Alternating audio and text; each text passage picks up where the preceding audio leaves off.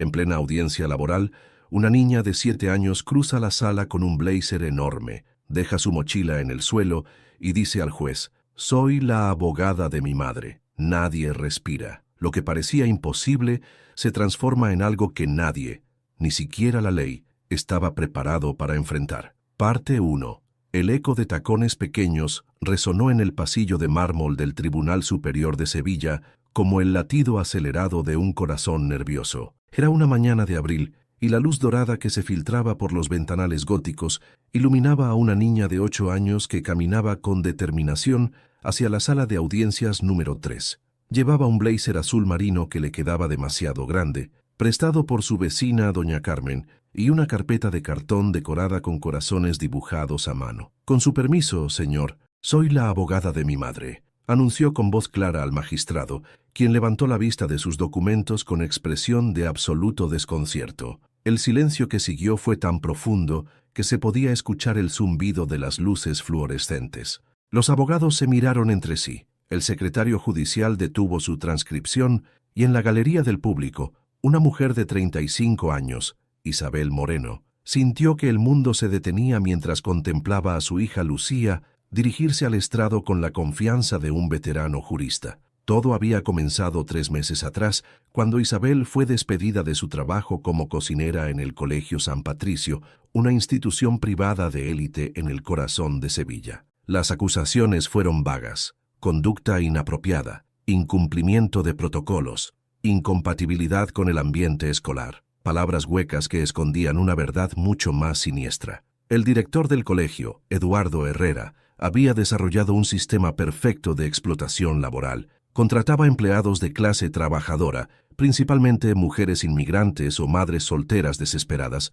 con contratos temporales que renovaba cada 6 meses. Durante esos periodos, les exigía horas extras no pagadas, las obligaba a realizar tareas fuera de su competencia y cuando alguna se quejaba o mostraba signos de cansancio, simplemente no renovaba su contrato. Isabel había sido diferente. Después de 2 años trabajando en silencio, había comenzado a tomar notas de las irregularidades. Empleadas que trabajaban turnos de 14 horas, cocinas insalubres que violaban todas las normas sanitarias, niños que enfermaban por la comida en mal estado que servían para ahorrar costos. Cuando finalmente se atrevió a hablar, Herrera la despidió al día siguiente, pero Isabel subestimó a su hija. Lucía era una niña observadora, de esas que escuchan conversaciones desde las escaleras y memorizan cada palabra. Durante las semanas que siguieron al despido, vio cómo su madre se desmoronaba, las llamadas telefónicas susurradas en el baño, las noches sin dormir,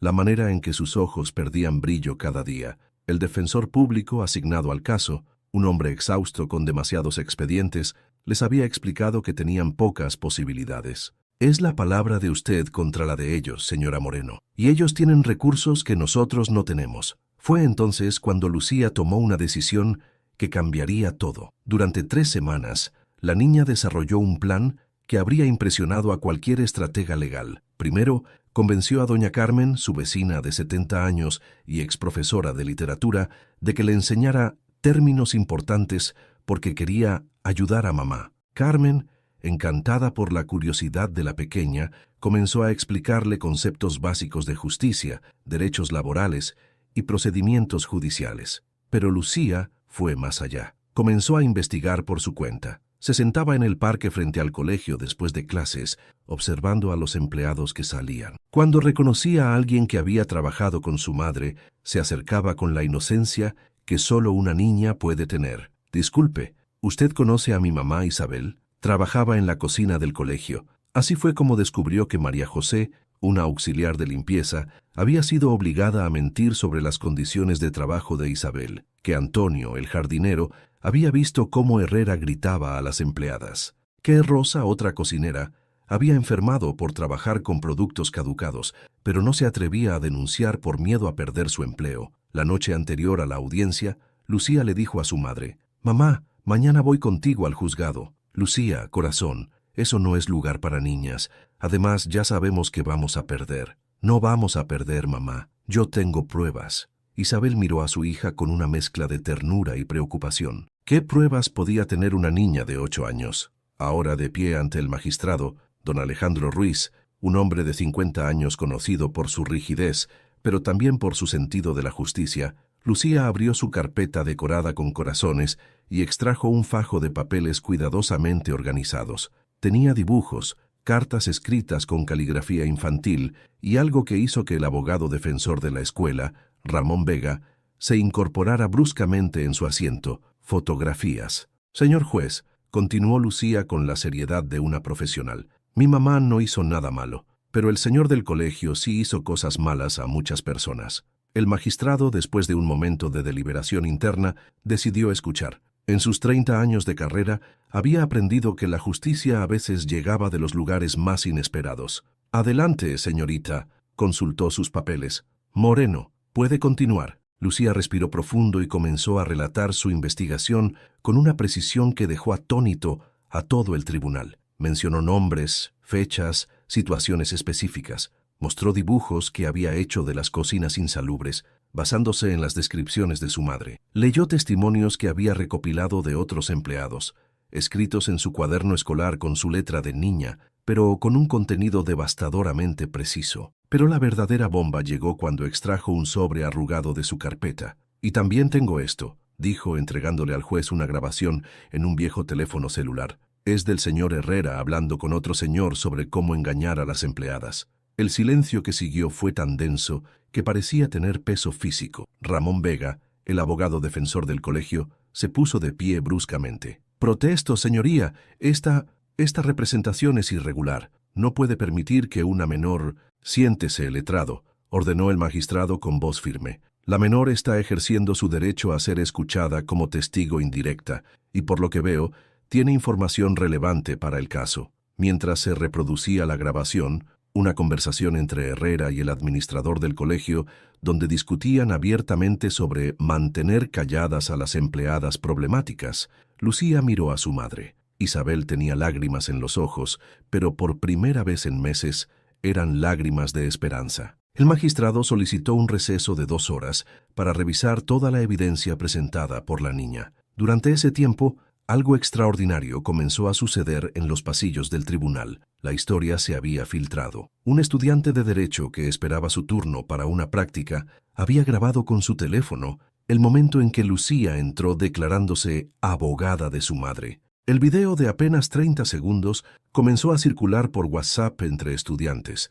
Luego llegó a profesores, periodistas y finalmente a las redes sociales. Para cuando el tribunal se reanudó, había una pequeña multitud en los pasillos. Periodistas locales, vecinos del barrio de Isabel, madres de otros estudiantes del colegio e incluso algunos empleados actuales y exempleados de San Patricio que, inspirados por el valor de una niña de 8 años, habían decidido presentarse. Cuando el magistrado regresó a la sala, su expresión había cambiado completamente. Señora Moreno, anunció con solemnidad, después de revisar la evidencia presentada por su representante, este tribunal ordena la inmediata suspensión de su despido y la apertura de una investigación exhaustiva sobre las prácticas laborales del Colegio San Patricio. El grito de alegría que surgió de la galería del público fue tan espontáneo que el magistrado tuvo que golpear su martillo varias veces para restaurar el orden. Pero esta era solo la primera victoria. Fuera del tribunal,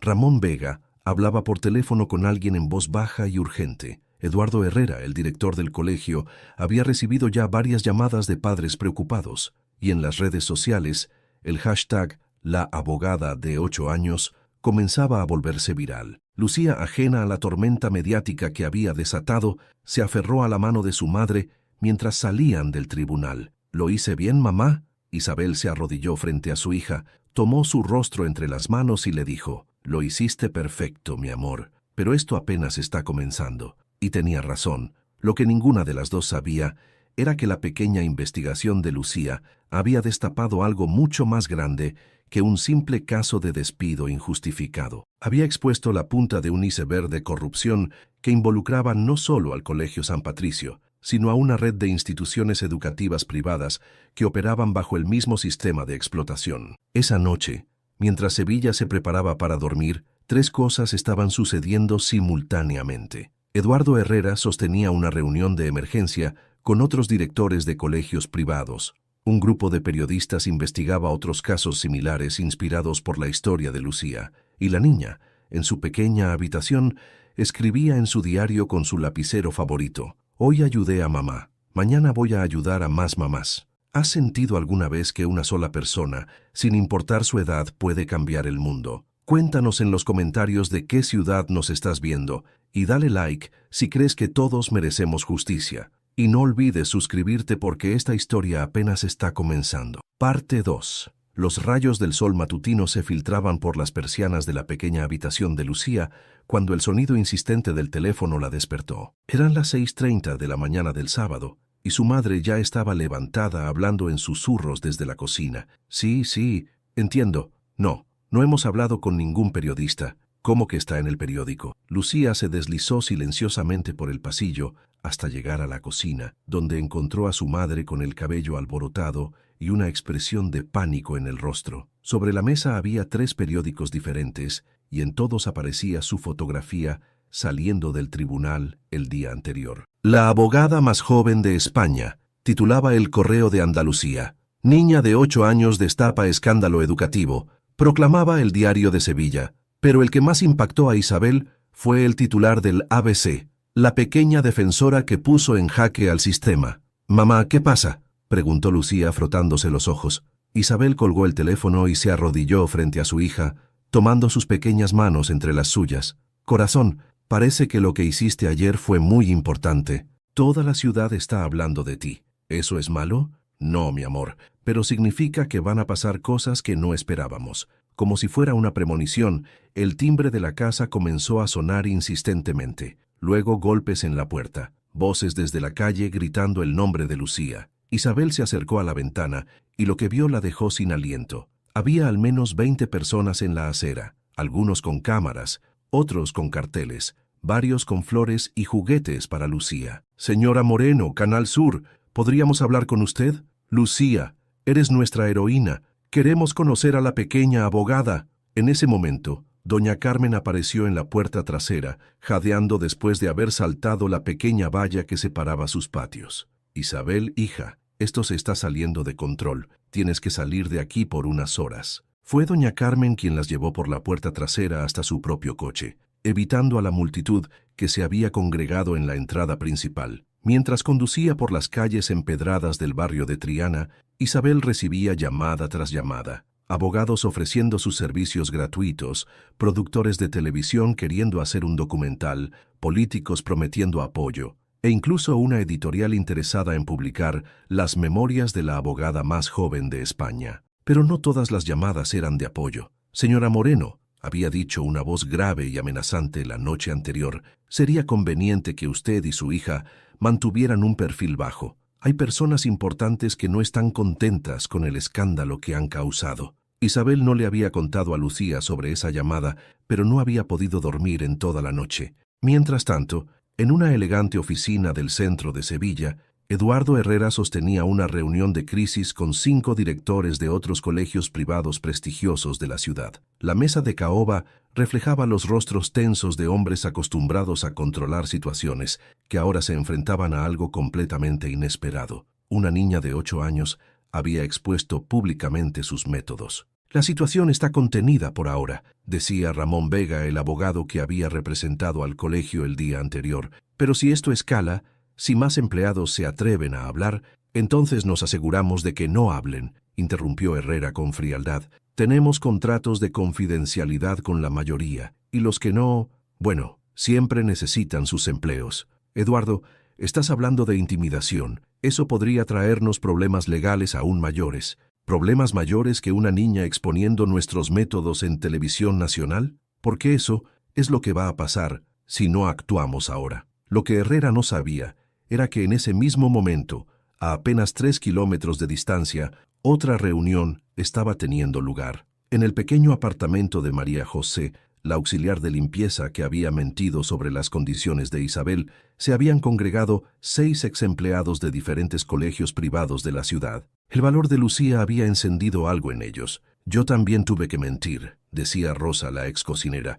«Me dijeron que si no firmaba una declaración falsa sobre Isabel, no me darían las referencias para encontrar otro trabajo. A mí me hicieron trabajar enferma durante el brote de gripe del año pasado, añadió Antonio, el jardinero. Cuando pedí un día libre para recuperarme, me amenazaron con despedirme. Mis hijos van a escuelas públicas porque no puedo pagar colegios privados, murmuró Carmen, otra auxiliar de limpieza. Es irónico que mantenga limpios colegios donde jamás podrían estudiar mis propios hijos, mientras los directores viven como reyes. María José, quien había permanecido en silencio, finalmente habló. Tengo las grabaciones. Todas las miradas se dirigieron hacia ella. Durante 2 años grabé conversaciones en mi teléfono. Al principio era para protegerme, por si me acusaban de algo, pero luego me di cuenta de lo que realmente estaba pasando. Las manos le temblaban mientras mostraba su viejo smartphone. Tengo a Herrera admitiendo que contrata deliberadamente a madres solteras porque son más desesperadas y menos problemáticas. Tengo conversaciones sobre cómo evitar inspecciones sanitarias. Incluso tengo una grabación donde planean despedir a empleados justo antes de que cumplan 2 años para evitar darles contratos indefinidos. El silencio que siguió fue pesado, cargado de años de humillación y miedo acumulados. ¿Por qué no dijiste nada antes?, preguntó Rosa. ¿Y qué iba a hacer? ¿Quién me iba a creer? Pero ahora, después de ver a esa niña pequeña tener el valor que nosotras no tuvimos, fue Antonio quien tomó la decisión que cambiaría todo. Vamos a apoyar a Isabel y a Lucía, y vamos a contar toda la verdad. Al día siguiente, domingo, el programa Andalucía Directa de Canal Sur transmitió un especial de 1 hora titulado La pequeña que desafió al sistema. La audiencia fue récord, más de 800.000 espectadores, un número inusual para un programa regional. Lucía apareció en pantalla vestida con su mejor vestido, sentada junto a su madre en el sofá de Doña Carmen. La periodista Elena Vázquez, una mujer experimentada conocida por su sensibilidad al tratar temas sociales, condujo la entrevista con el cuidado que merecía una menor. Lucía, ¿por qué decidiste ayudar a tu mamá? Porque ella siempre me dice que cuando algo está mal hay que arreglarlo, y lo que le hicieron a mi mamá estaba mal. ¿No tuviste miedo de hablar delante del juez? Sí, tenía miedo, pero tenía más miedo de que mi mamá siguiera triste. La sencillez de sus respuestas contrastaba con la complejidad del caso que había destapado, pero fueron las palabras de Isabel las que realmente conmovieron a la audiencia. Mi hija me enseñó que la justicia no tiene edad, que cuando tienes razón, no importa qué tan pequeño o insignificante te sientas, la verdad siempre encuentra una manera de salir a la luz. El impacto del programa fue inmediato. Las redes sociales se llenaron de mensajes de apoyo, pero también comenzaron a llegar testimonios de otros empleados de colegios similares. Para el lunes por la mañana, el despacho del defensor público asignado al caso de Isabel había recibido 15 nuevas denuncias, pero la reacción más significativa vino de un lugar inesperado. El magistrado Alejandro Ruiz había visto el programa desde su casa, acompañado de su esposa e hija adolescente. Al finalizar, su hija le había dicho: «Papá, esa niña hizo más por la justicia en un día que muchos abogados en toda su carrera». Esas palabras resonaron en la mente del magistrado durante toda la noche. Al día siguiente, tomó una decisión que sorprendió a todo el sistema judicial de Andalucía. Ordenó una investigación masiva, no solo contra el Colegio San Patricio, sino contra todo el sector de educación privada de élite en Sevilla. Este caso ha puesto en evidencia posibles irregularidades sistemáticas, anunció en una rueda de prensa improvisada. La justicia no puede hacer oídos sordos cuando la voz de la verdad viene de los labios de una niña. La noticia llegó a Eduardo Herrera mientras almorzaba en su club privado, un lugar donde la élite sevillana se reunía para discutir negocios lejos de oídos indiscretos. Su teléfono no dejaba de sonar, padres de familia exigiendo explicaciones, abogados advirtiendo sobre posibles demandas, socios comerciales expresando preocupación por sus inversiones. Pero la llamada que más lo preocupó fue la de Ramón Vega. «Eduardo, necesito que entiendas la gravedad de la situación. No estamos hablando solo de un despido injustificado. Estamos hablando de una investigación que podría exponer una década de irregularidades. Y todo porque subestimaste a una niña de 8 años». Esa tarde, Herrera tomó una decisión desesperada. Convocó una reunión de emergencia del Consejo Administrativo del colegio y propuso una estrategia que marcaría el inicio de la batalla más feroz que Lucía e Isabel tendrían que enfrentar. «Vamos a contraatacar», anunció con una sonrisa fría. «Si quieren guerra mediática, la tendrán, pero nosotros tenemos recursos que ellas ni siquiera pueden imaginar». Lo que Herrera no sabía era que Lucía, desde la ventana de su habitación, había visto a dos hombres en traje parados en la esquina de su calle durante las últimas 2 horas, tomando fotografías de su casa. Lo que no sabía era que María José ya había entregado sus grabaciones al magistrado Ruiz. Y lo que definitivamente no sabía era que la pequeña abogada de 8 años estaba preparando su siguiente movimiento. Esa noche, mientras Sevilla dormía, Lucía escribía en su diario: «El señor malo del colegio está enfadado, mamá está preocupada, pero doña Carmen dice que cuando tienes razón, no puedes parar. Mañana voy a ayudar a más mamás que están tristes como estaba la mía». Al pie de la página, con su crayón rojo favorito, dibujó un corazón y escribió: «La justicia es más fuerte que el miedo». Parte 3. El lunes amaneció gris en Sevilla, con nubes espesas que parecían presagiar tormenta. Lucía se despertó antes que su madre, como había hecho durante las últimas semanas, y se dirigió silenciosamente a la cocina para preparar el desayuno. Era una responsabilidad que había asumido por sí misma desde que vio a Isabel llorar una mañana porque ya no sabía cómo cuidar bien de su hija. Mientras untaba mermelada en las tostadas, escuchó el sonido característico de periódicos siendo arrojados contra la puerta. Corrió a recogerlos, esperando ver más noticias positivas sobre su caso, pero lo que encontró la dejó helada. «Madre instrumentaliza a menor para venganza personal», gritaba el titular del periódico económico más influyente de Andalucía. Debajo, una fotografía de Isabel saliendo de un supermercado con una expresión seria, acompañada de un artículo que la describía como una empleada problemática con historial de confrontaciones. Pero eso no era lo peor. En la página siguiente había una entrevista con 3 excompañeros de trabajo que describían a Isabel como conflictiva, mentirosa y manipuladora. Lucía no reconocía ninguno de los nombres, pero las acusaciones eran devastadoras. «Isabel Moreno siempre fue problemática», decía uno de los testimonios anónimos. «Constantemente se quejaba de todo, creaba mal ambiente entre las empleadas, y varias veces la vimos llevarse comida a casa sin permiso». Cuando Isabel despertó y vio los periódicos, su rostro perdió todo el color. «Lucía, corazón, necesito que entiendas algo muy importante. Hay personas que van a decir cosas feas sobre nosotras, pero eso no significa que sean verdad». «¿Por qué mienten, mamá?» «Porque cuando dices la verdad sobre personas poderosas, a veces ellas se enojan y tratan de hacer que tú parezcas la mala». El teléfono comenzó a sonar. Esta vez no eran periodistas queriendo hacer entrevistas positivas. Era gente gritando, insultando, acusando a Isabel de usar a su hija para ganar dinero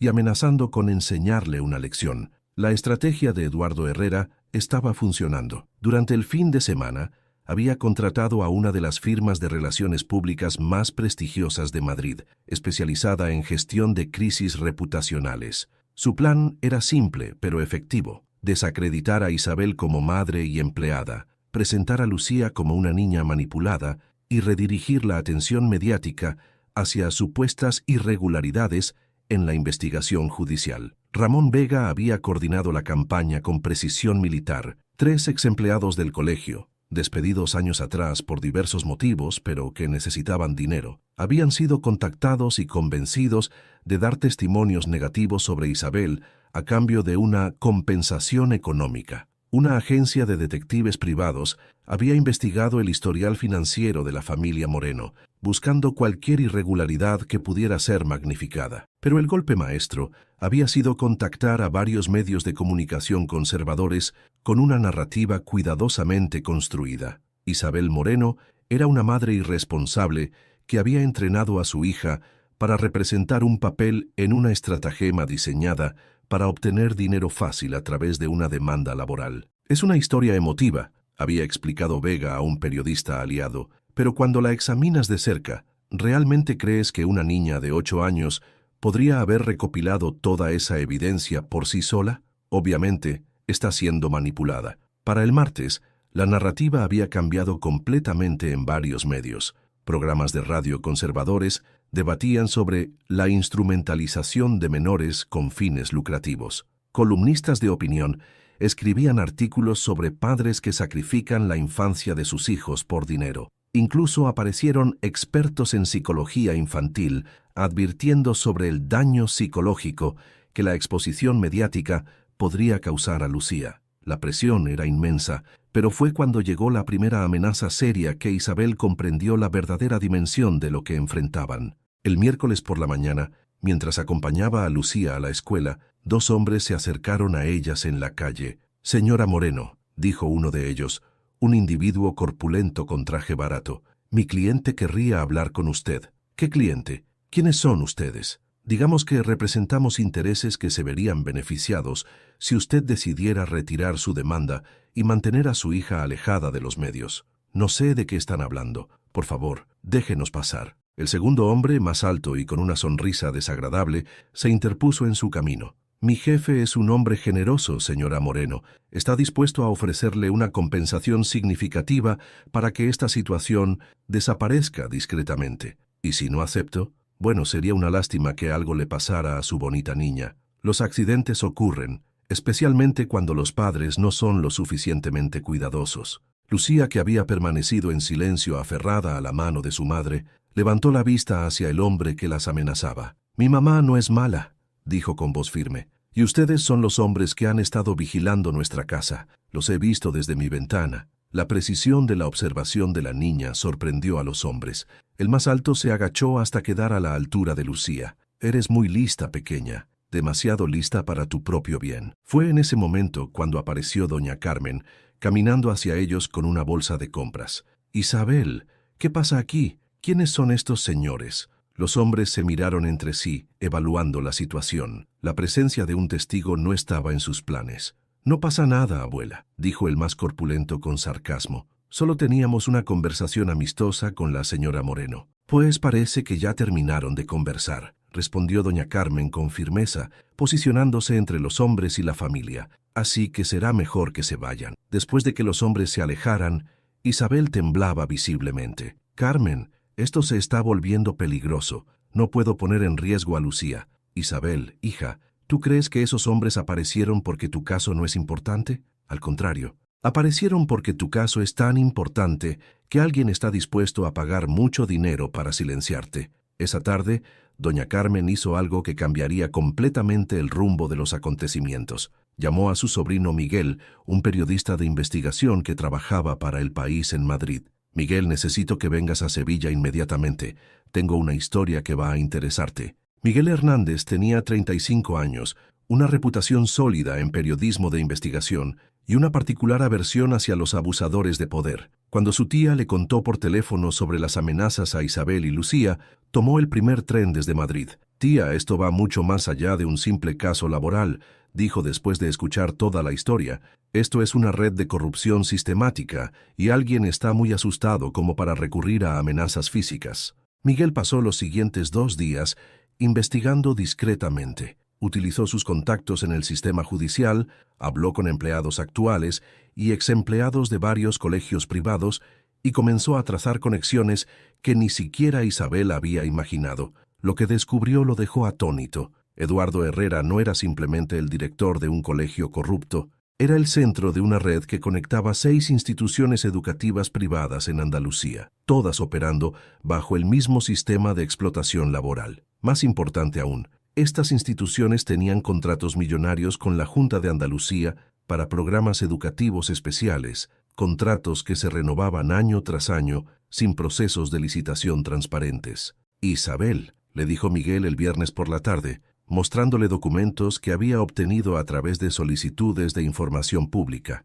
«Tu caso no es solo sobre despido injustificado, es sobre fraude al Estado, corrupción administrativa y una red de tráfico de influencias que involucra a políticos locales». «¿Qué significa eso para nosotras?» «Significa que Lucía no solo destapó la injusticia que te hicieron a ti, destapó un sistema que ha estado robando dinero público durante años mientras explotaba a trabajadores como tú». Esa revelación llegó justo cuando Eduardo Herrera estaba preparando su golpe final contra la familia Moreno. El sábado por la mañana, una denuncia anónima llegó a servicios sociales alegando que Isabel era una madre negligente que exponía a su hija menor a situaciones peligrosas con fines lucrativos. La denuncia incluía fotografías de Lucía entrando al tribunal, recortes de periódicos sobre el caso y testimonios de vecinos preocupados que afirmaban que la niña mostraba signos de manipulación psicológica. El procedimiento fue inmediato. Una trabajadora social se presentó en casa de Isabel el domingo por la mañana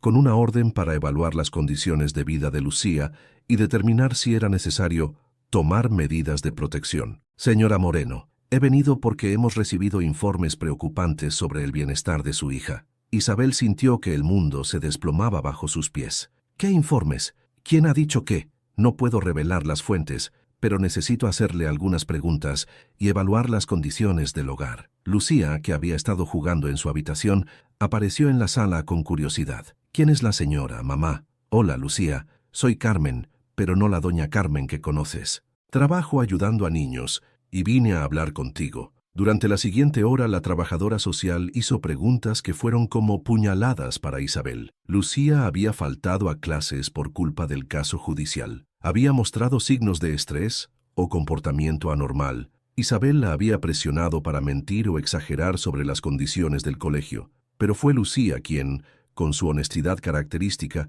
proporcionó las respuestas que tranquilizaron a la trabajadora social. Mi mamá nunca me dijo qué tenía que decir en el juzgado. Yo investigué sola porque la vi llorar muchas noches, y no estoy triste por ir al juzgado. Estoy orgullosa porque ayudé a mi mamá y a otras mamás también. ¿Te sientes presionada por tu mamá para hacer cosas que no quieres hacer? No, mi mamá siempre me dice que si no quiero hacer algo, no tengo que hacerlo, pero yo quería ayudar. Al final de la evaluación, Carmen, la trabajadora social, tenía una opinión muy diferente de la que había llegado esperando formar. Señora Moreno, no veo evidencia de negligencia o manipulación. Su hija parece ser una niña inteligente, segura de sí misma y claramente querida. Sin embargo, debo advertirle que estas denuncias pueden repetirse y le recomiendo que mantenga documentación de todas las actividades de Lucía. Después de que la trabajadora social se fue, Isabel se derrumbó en el sofá de su pequeña sala, sintiéndose completamente abrumada. «Mamá, ¿por qué esa señora preguntó si tú me obligas a hacer cosas?»,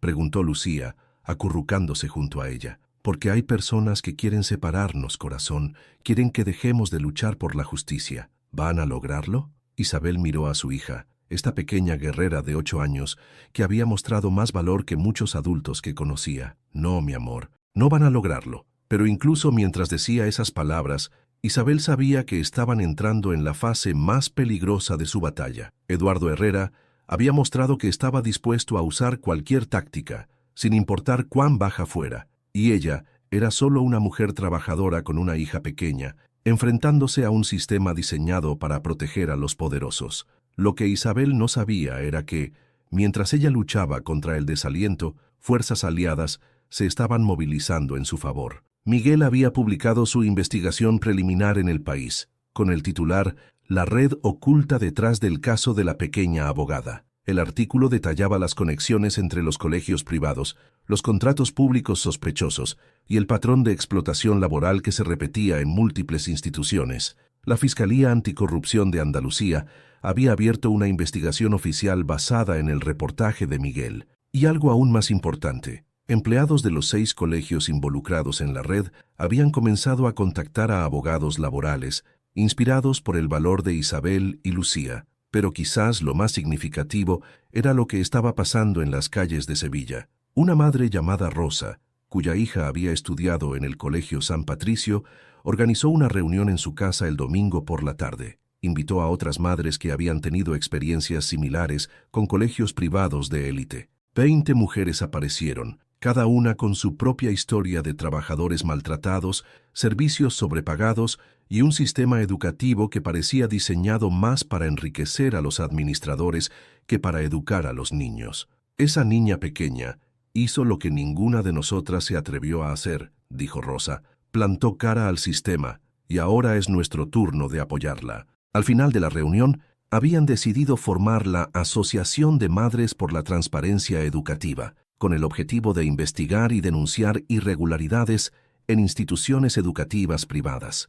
Mientras tanto, en su oficina, Eduardo Herrera recibía noticias cada vez más preocupantes. 3 padres de familia habían retirado a sus hijos del colegio. 2 empleados habían renunciado citando diferencias irreconciliables con la dirección. Y lo más alarmante, había recibido una citación de la Fiscalía Anticorrupción para declarar como investigado. Ramón, esto se nos está yendo de las manos, le dijo a su abogado por teléfono. Necesitamos una solución final. Eduardo, hemos probado todo. Desacreditación mediática, amenazas indirectas, denuncia a servicios sociales. Nada ha funcionado. Esa familia es más resistente de lo que calculamos. Entonces necesitamos ser más creativos. El martes por la noche, mientras Lucía hacía sus deberes escolares en la mesa de la cocina, alguien arrojó una piedra contra la ventana de su habitación. Adjunta a la piedra había una nota escrita a mano. Última advertencia. Retira la demanda o las consecuencias serán permanentes.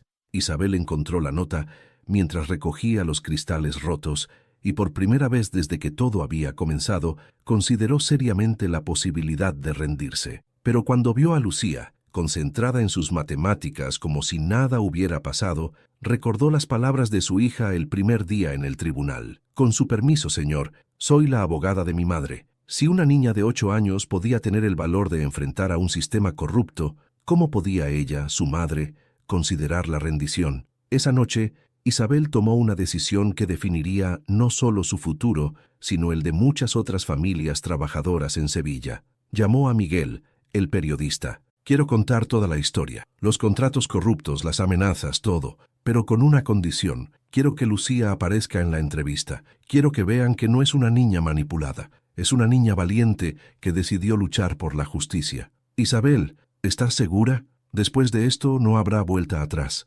Ya no hay vuelta atrás, Miguel. La perdimos el día que mi hija decidió ser más valiente que todos los adultos de esta ciudad. ¿Alguna vez has tenido que tomar una decisión entre tu seguridad y hacer lo correcto? Cuéntanos en los comentarios qué harías en el lugar de Isabel. Y no olvides darle like si crees que el valor no tiene edad. La historia está llegando a su momento más intenso. Parte 4. La entrevista estaba programada para el jueves a las 5 de la tarde en el estudio de Canal Sur. Miguel había coordinado todo meticulosamente. Sería transmitida en vivo en el programa de mayor audiencia de Andalucía y simultáneamente distribuida a medios nacionales e internacionales que habían mostrado interés en la historia. La mañana del jueves, Isabel despertó con una sensación extraña en el estómago. No era miedo exactamente, sino la certeza de que ese día cambiaría todo para siempre. Lucía, por el contrario, parecía completamente serena mientras desayunaba cereales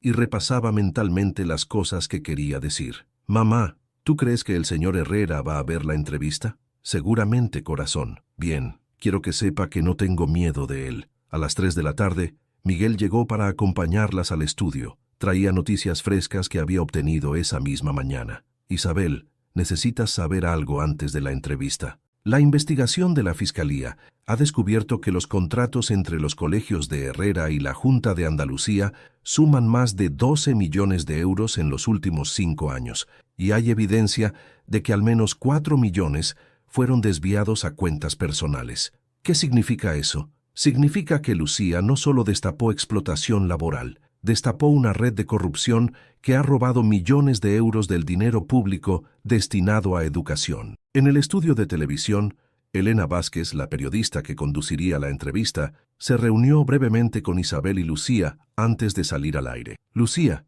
¿entiendes que mucha gente va a ver esta entrevista?» «Sí, señora Elena. Espero que las otras mamás que están tristes vean que sí se puede ganar contra las personas malas. ¿No tienes miedo?» «Un poquito. Pero mi mamá dice que ser valiente no significa no tener miedo. Significa hacer lo correcto, aunque tengas miedo». A las 5 en punto, las luces del estudio se encendieron y comenzó la transmisión en vivo. «Buenas tardes, Andalucía. Soy Elena Vázquez, y hoy tenemos con nosotros a Isabel Moreno y su hija Lucía, protagonistas de una historia que ha conmovido no solo a nuestra comunidad, sino a todo el país». Lucía, de 8 años, se convirtió en la abogada más joven de España cuando defendió a su madre en un caso de despido injustificado. Pero lo que empezó como un caso laboral ha revelado una red de corrupción que alcanza los más altos niveles del sistema educativo andaluz. Elena se dirigió primero a Isabel. «Isabel, han pasado 2 meses desde que Lucía se presentó en el tribunal. ¿Cómo ha sido este tiempo para ustedes?»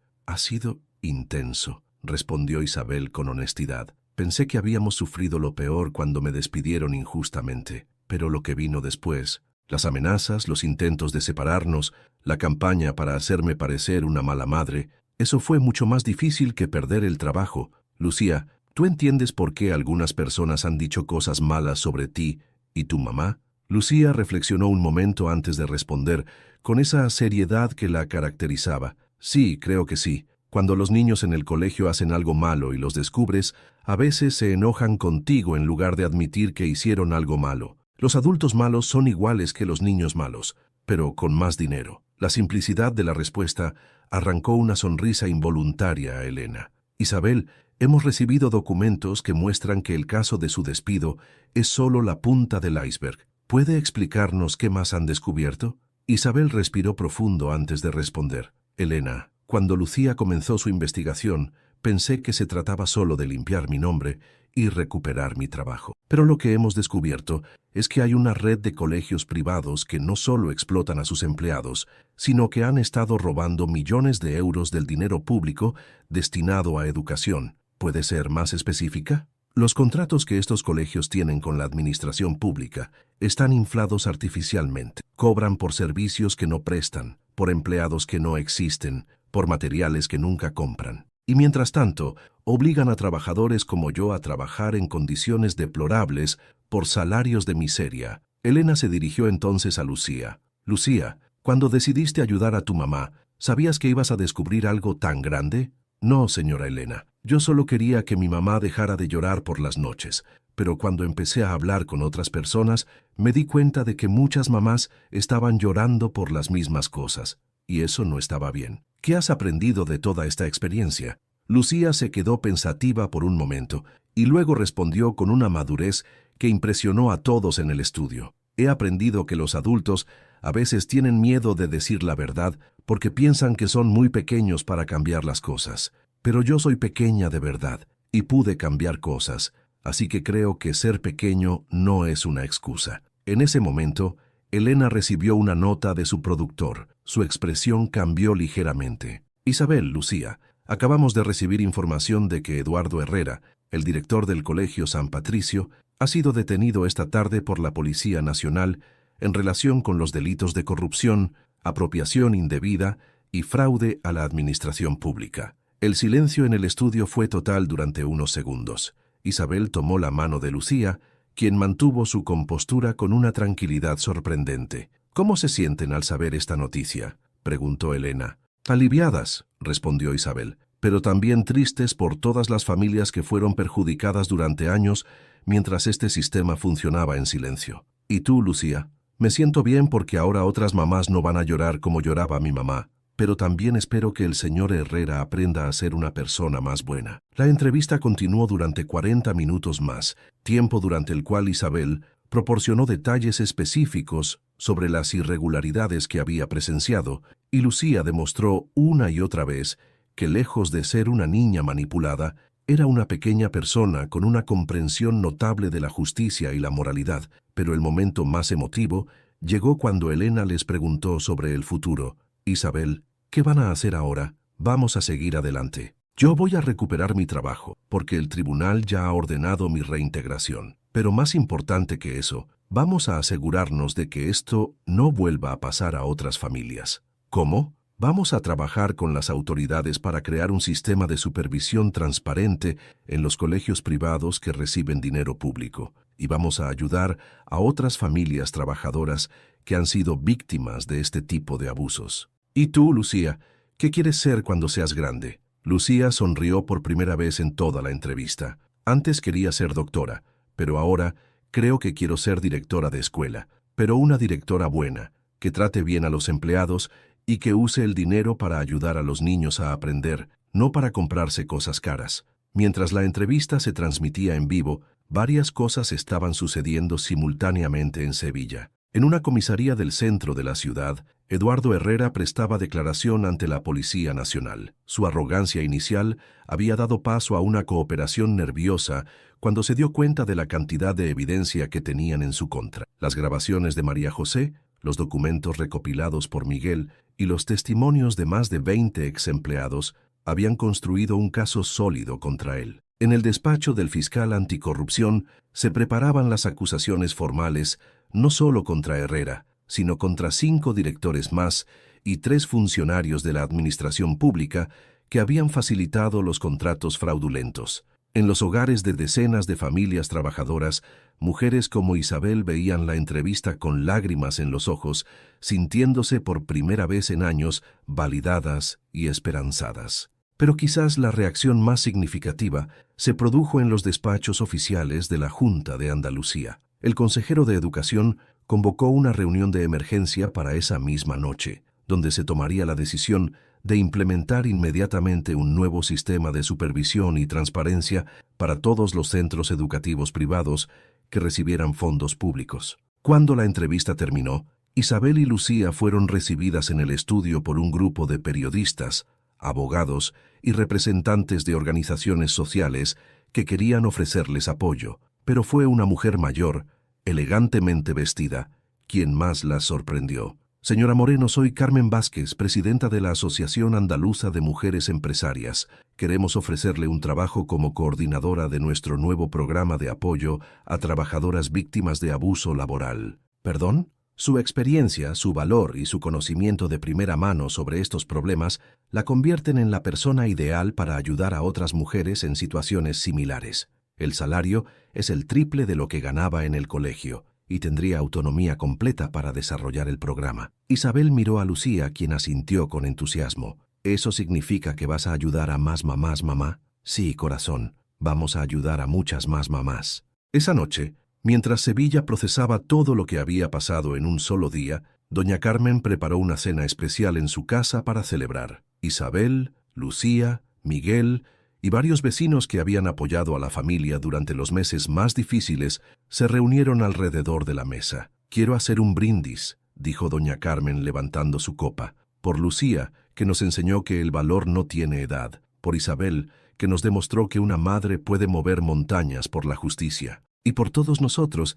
que aprendimos que cuando nos unimos podemos cambiar el mundo». Mientras todos brindaban, Lucía se acercó a su madre. «Mamá, ya no vas a llorar por las noches». «No, mi amor, ya no voy a llorar por las noches». «Bien, porque tengo una nueva idea para ayudar a más gente». Isabel sonrió, mezclando el orgullo con un ligero temor por lo que su pequeña revolucionaria podría estar planeando ahora. «¿Qué idea, corazón?» «Quiero escribir un libro para niños sobre cómo ser valientes cuando los adultos hacen cosas malas, para que otros niños sepan que ellos también pueden ayudar». En ese momento, Isabel comprendió completamente que su hija no había sido solo la abogada más joven de España, había sido la maestra más joven también, enseñando a una ciudad entera sobre valor, justicia y la importancia de nunca rendirse ante la injusticia. El caso, que había comenzado con el despido injusto de una cocinera, había terminado exponiendo una red de corrupción de millones de euros, llevando a prisión a varios criminales de cuello blanco y creando un nuevo sistema de transparencia educativa que beneficiaría a miles de familias. Todo porque una niña de 8 años se negó a aceptar que su madre llorara por las noches.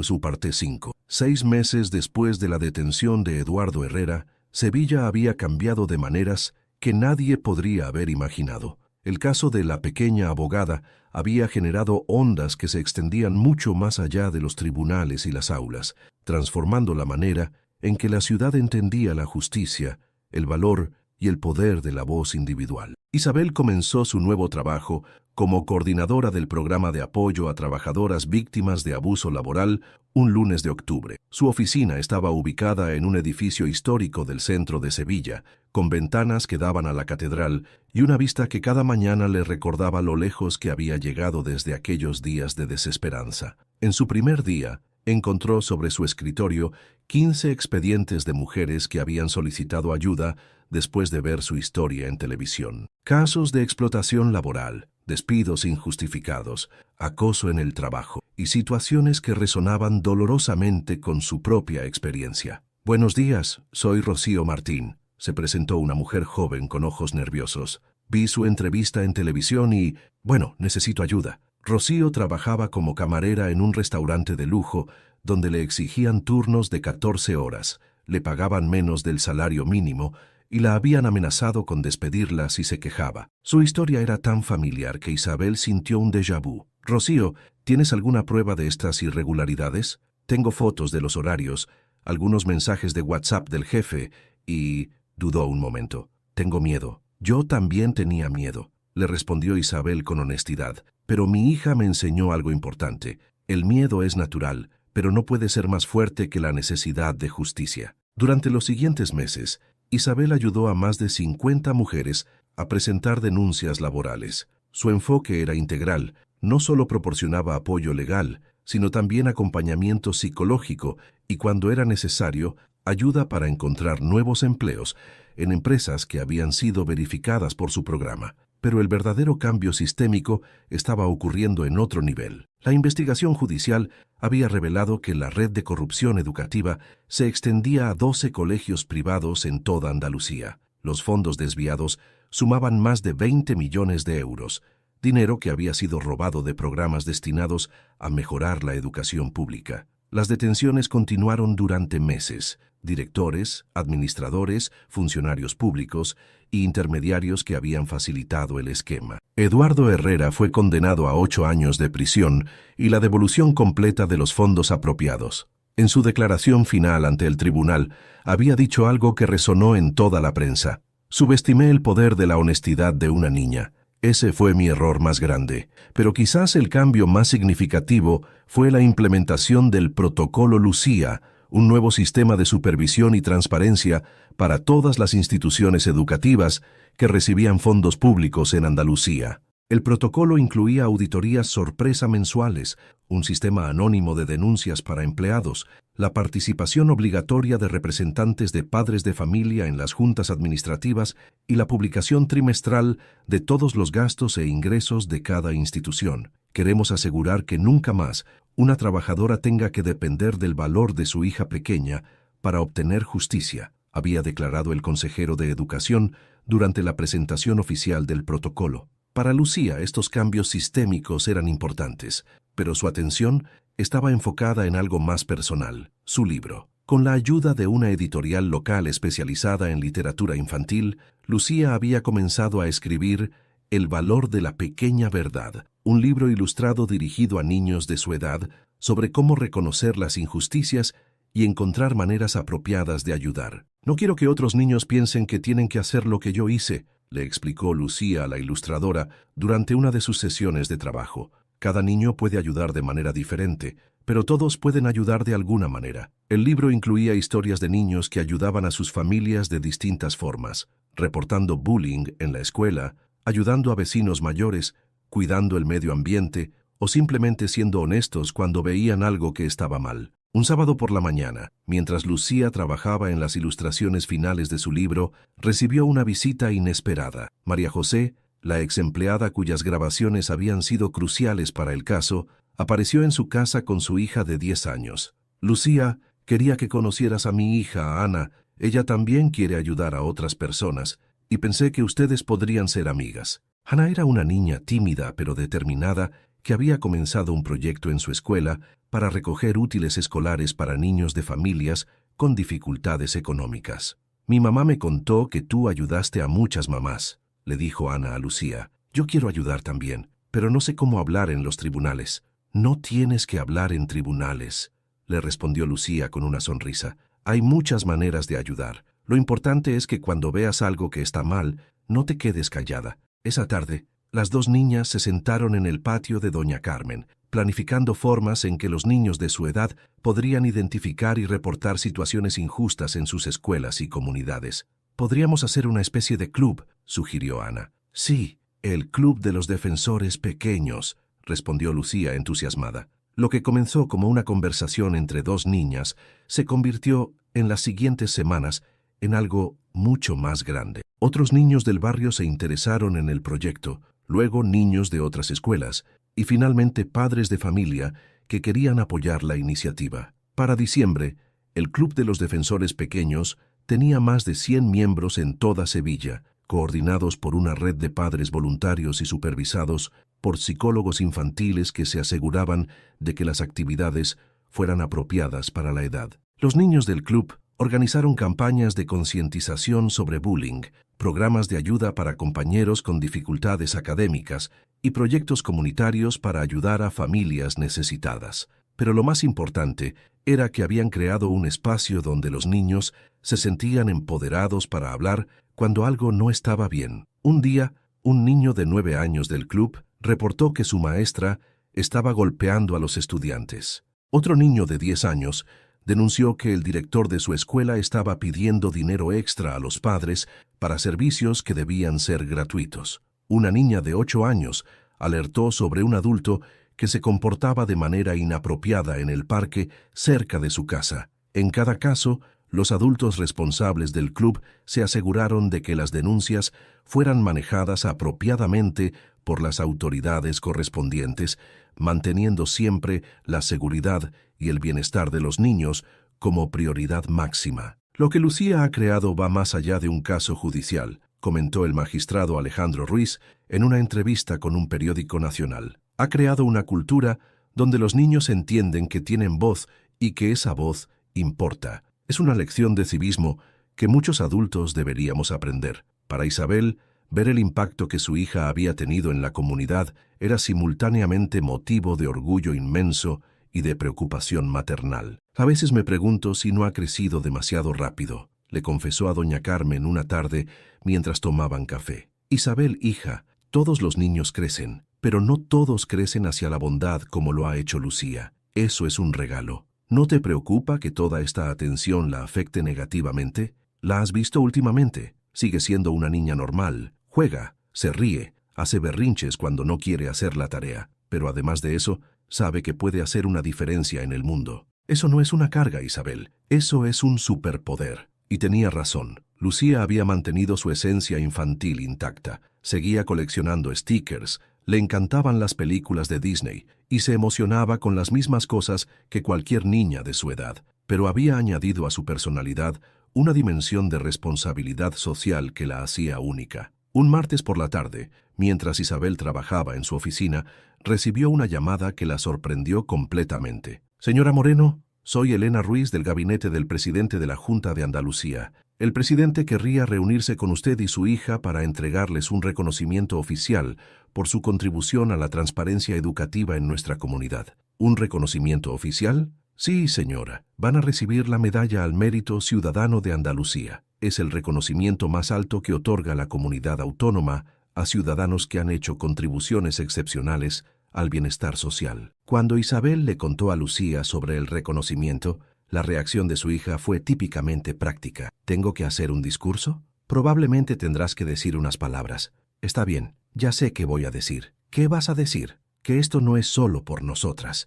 Es por todas las mamás que trabajaron duro y no fueron tratadas bien, y que los niños también pueden ayudar a que el mundo sea más justo. La ceremonia se realizó un viernes por la mañana en el Palacio de San Telmo, sede de la presidencia andaluza. El gran salón estaba lleno de funcionarios, periodistas, representantes de organizaciones sociales y muchas de las familias que habían sido ayudadas por el trabajo de Isabel e inspiradas por el ejemplo de Lucía. Cuando llegó el momento de recibir las medallas, Isabel y Lucía subieron al estrado tomadas de la mano. El presidente, un hombre de mediana edad con expresión seria pero amable, les colocó las medallas mientras explicaba la importancia de su contribución. Estas medallas reconocen no solo el valor personal de Isabel y Lucía Moreno, sino también el impacto transformador que han tenido en nuestra comunidad. Han demostrado que la justicia no depende del poder económico o político, sino de la determinación de personas corrientes que se niegan a aceptar la injusticia. Cuando le llegó el turno de hablar,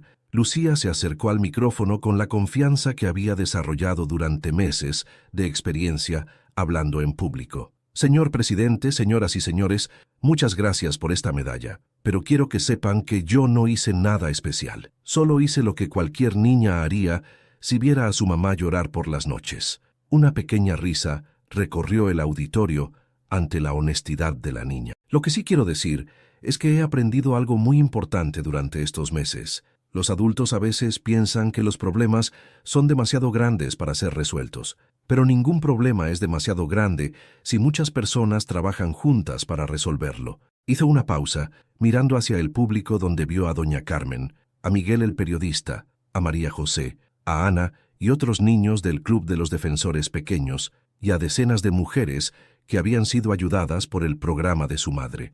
También quiero decir que este no es el final de nuestro trabajo, es solo el principio. Porque mientras haya niños que vean a sus papás y mamás ser tratados injustamente, mientras haya adultos que abusen de su poder, y mientras haya gente que piense que los niños no podemos ayudar, nosotros vamos a seguir trabajando. La ovación que siguió fue tan intensa y prolongada que el presidente tuvo que esperar varios minutos antes de poder continuar con la ceremonia. Después del evento, mientras Isabel y Lucía se tomaban fotografías con varios asistentes, se acercó una mujer mayor, elegantemente vestida. Perdonen que las moleste. Soy Patricia Fernández, directora de la Fundación Internacional por los Derechos de la Infancia. Hemos estado siguiendo su historia y querríamos invitar a Lucía a participar en una conferencia sobre derechos de los niños que se realizará en Madrid el próximo mes. ¿Una conferencia? Sí. Queremos que cuente su experiencia a delegados de otros países europeos.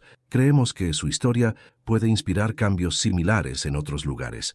Isabel miró a Lucía, esperando su respuesta. ¿Habría otros niños en la conferencia?, preguntó Lucía. Sí, habrá representantes juveniles de toda Europa. Entonces sí quiero ir. Quiero conocer a otros niños que también están ayudando a hacer el mundo más justo. Esa noche, de regreso en casa, Isabel y Lucía se sentaron en el sofá de su pequeña sala, contemplando las medallas que ahora decoraban la repisa. «Mamá, ¿tú crees que esto va a cambiar algo de verdad?», preguntó Lucía. «¿Qué quieres decir, corazón?». «Bueno, nosotras ayudamos a algunas personas aquí en Sevilla, pero hay muchas ciudades en el mundo donde los niños ven a sus padres llorar por las noches». Isabel reflexionó sobre la pregunta de su hija, una pregunta que demostraba una comprensión del mundo que iba mucho más allá de sus 9 años. «Creo que lo que hemos hecho aquí puede inspirar a otras personas en otros lugares, como cuando tiras una piedra en un estanque y se forman ondas que se extienden cada vez más lejos.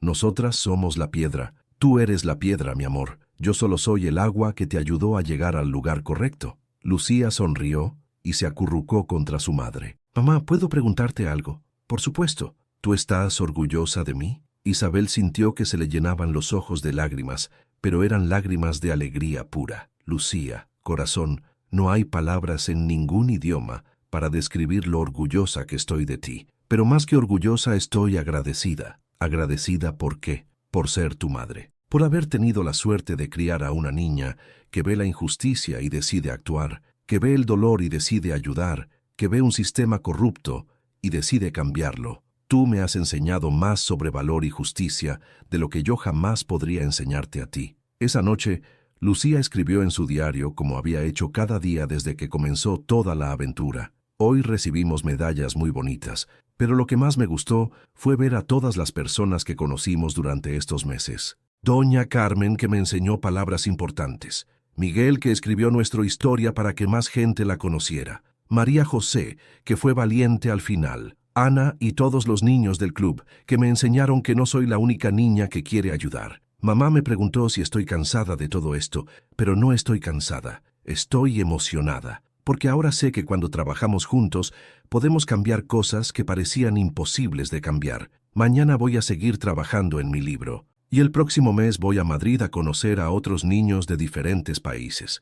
Y después, después vamos a seguir ayudando a más gente, porque eso es lo que hacen las personas buenas. Ayudan. Al pie de la página, como siempre, dibujó un corazón. Pero esta vez no estaba solo. Estaba rodeado de muchos corazones más pequeños, representando a todas las personas que se habían unido a su causa. El caso, que había comenzado con una niña de 8 años, defendiendo a su madre, había evolucionado hacia algo mucho más grande. Un movimiento de transformación social que estaba cambiando la manera en que Sevilla, Andalucía y pronto otros lugares entendían el poder de la participación ciudadana y la importancia de escuchar las voces de los más vulnerables. Y todo había comenzado con 4 palabras simples. «Soy la abogada de mi madre». Parte 6. 2 años después de aquel día que cambió todo, Sevilla se había convertido en un modelo de transparencia educativa y participación ciudadana. El protocolo Lucía había sido adoptado por otras comunidades autónomas españolas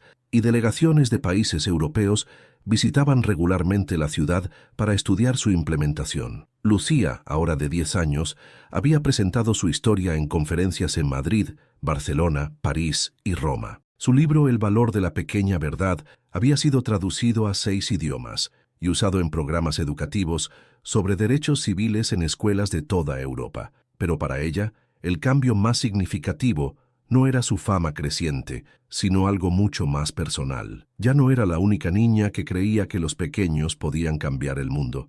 El Club de los Defensores Pequeños había crecido hasta incluir más de 500 niños en toda Andalucía. Habían ayudado a resolver problemas de bullying en docenas de escuelas, habían participado en programas de ayuda comunitaria y habían desarrollado un sistema de alertas infantiles que permitía a los niños reportar de manera segura situaciones injustas o peligrosas.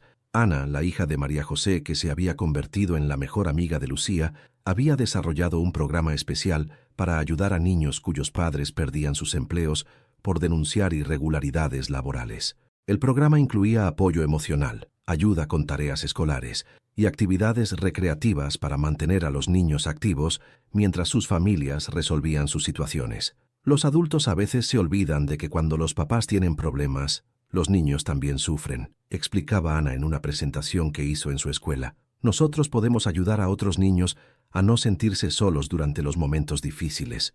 Isabel había sido promovida a directora regional del programa de apoyo a trabajadoras víctimas de abuso laboral, coordinando ahora esfuerzos en toda Andalucía. Su oficina había ayudado a más de 1000 mujeres a resolver situaciones de explotación laboral y había colaborado con autoridades judiciales en la investigación de más de 50 casos de fraude empresarial. Pero el proyecto que más la emocionaba era el nuevo programa que había desarrollado con el apoyo de la Junta de Andalucía, Madres Mentoras, un sistema donde mujeres que habían superado situaciones de abuso laboral se convertían en consejeras para otras mujeres que enfrentaban problemas similares. Es increíble ver cómo una mujer que hace 6 meses estaba desesperada y asustada, ahora está ayudando a otra mujer a encontrar su fuerza, le contó Isabel a Lucía durante una de sus cenas familiares. Es como las ondas en el estanque que me explicaste hace tiempo, respondió Lucía. Cada persona que ayudamos se convierte en alguien que puede ayudar a otros. La transformación más visible, sin embargo, había ocurrido en el sistema educativo.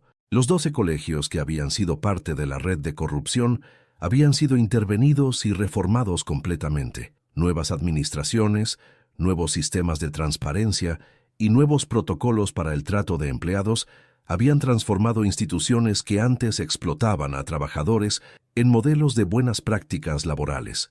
Eduardo Herrera cumplía su condena en una prisión de Córdoba. Durante su segundo año de encarcelamiento, había solicitado una reunión con Isabel. Inicialmente, ella había rechazado la solicitud, pero después de mucha reflexión y conversaciones con Lucía, había decidido aceptar. La reunión se realizó en una sala supervisada de la prisión, un espacio frío y impersonal que contrastaba dramáticamente con la elegante oficina desde la cual Herrera había manejado su red de corrupción. Señora Moreno, quería pedirle perdón, había dicho Herrera, un hombre visiblemente envejecido y quebrado, y quería agradecerle. ¿Agradecerme? Por haber tenido el valor de parar lo que yo había creado. Llevaba tantos años haciendo cosas malas que ya no podía parar por mí mismo. Su hija me obligó a enfrentar lo que me había convertido. Isabel había escuchado en silencio, procesando la sinceridad aparente en las palabras del hombre que había intentado destruir su vida. Señor Herrera, no necesito su agradecimiento,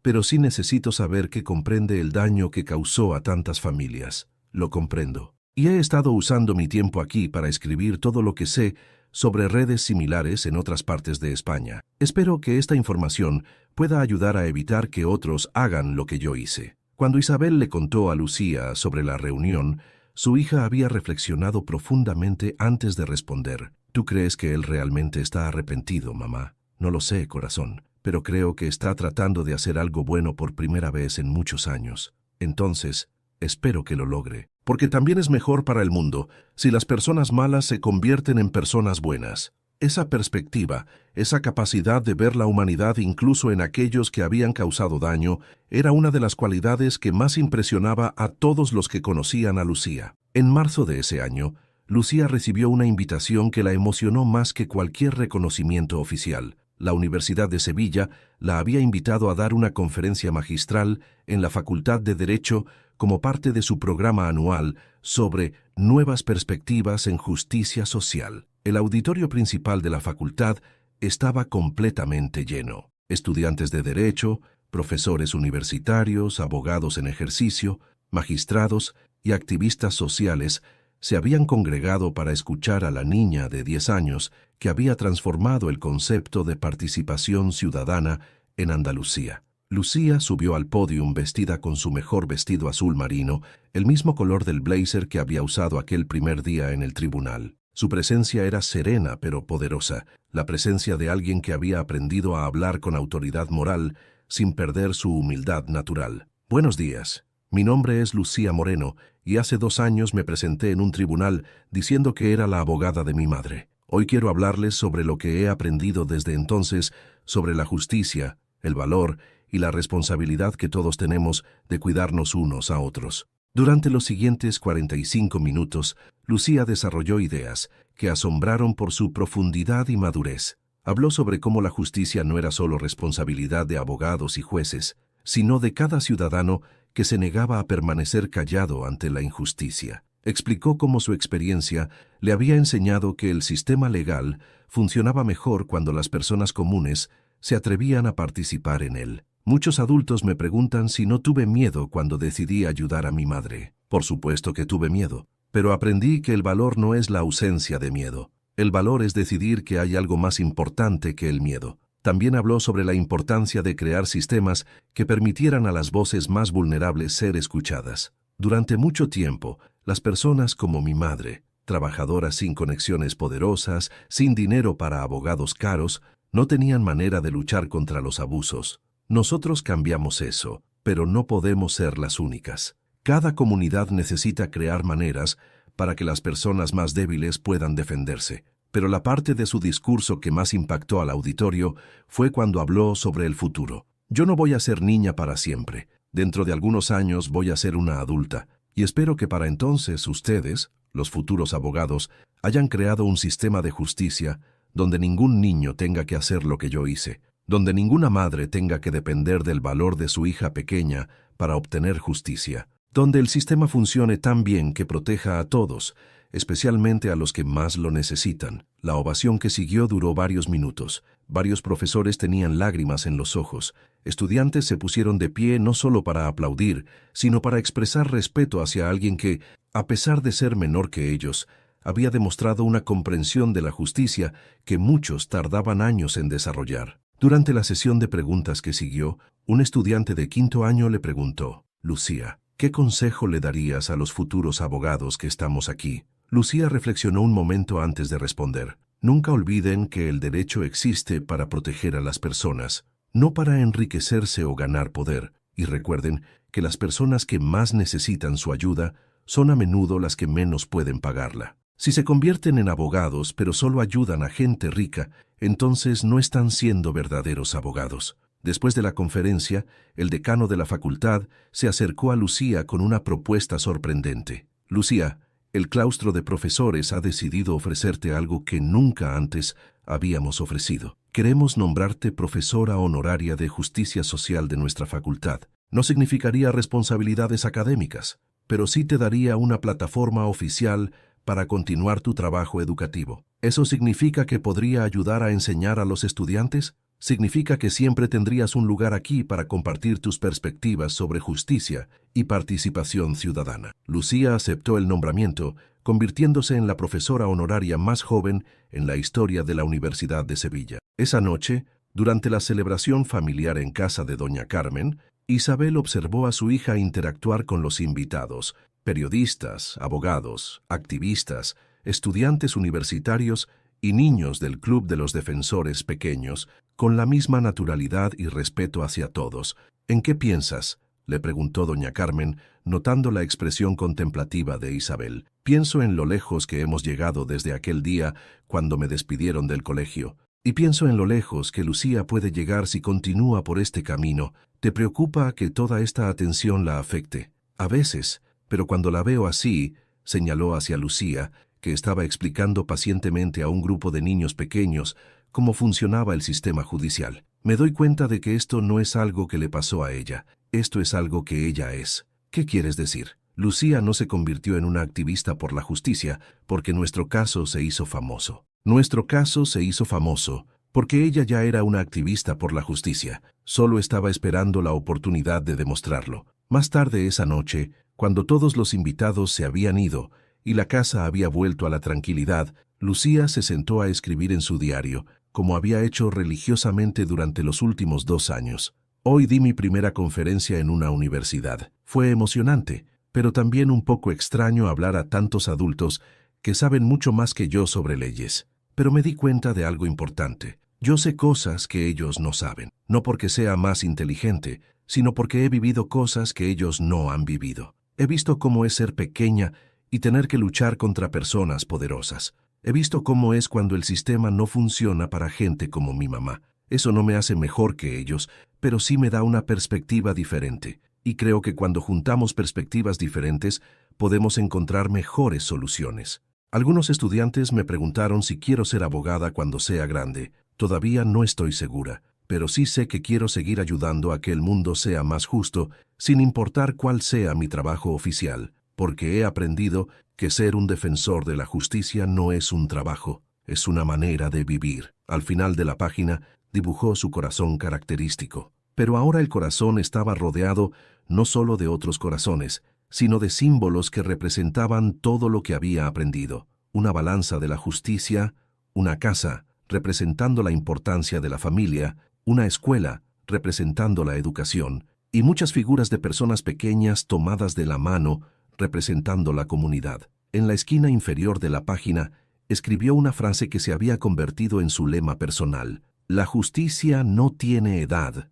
pero sí tiene corazón. 3 años después de aquel primer día en el tribunal, el impacto de Lucía Moreno había trascendido completamente las fronteras de Sevilla. Su historia había inspirado cambios legislativos en 5 países europeos, había sido adaptada en programas educativos sobre derechos civiles y había convertido a una niña de 10 años en una de las voces más respetadas en el movimiento internacional por los derechos de la infancia. Pero para Lucía, la medida real de su éxito no estaba en los reconocimientos internacionales o en las traducciones de su libro, estaba en algo mucho más simple y poderoso. Madres como la suya ya no tenían que llorar solas por las noches, porque ahora sabían que tenían una comunidad que las apoyaría cuando se atrevieran a luchar por la justicia. Y niños de todo el mundo estaban aprendiendo que nunca eran demasiado pequeños para hacer una diferencia, siempre y cuando tuvieran el valor de hablar cuando algo estaba mal. El legado de la pequeña abogada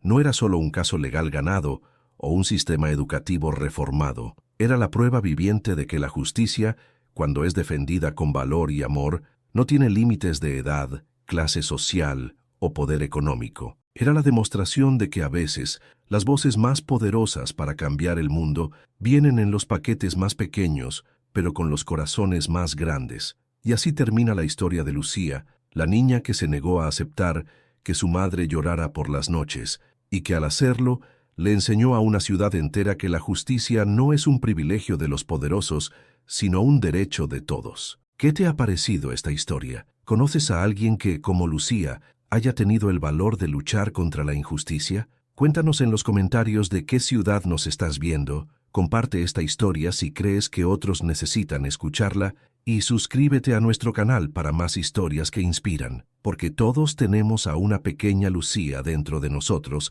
esperando el momento adecuado para defender lo que es correcto.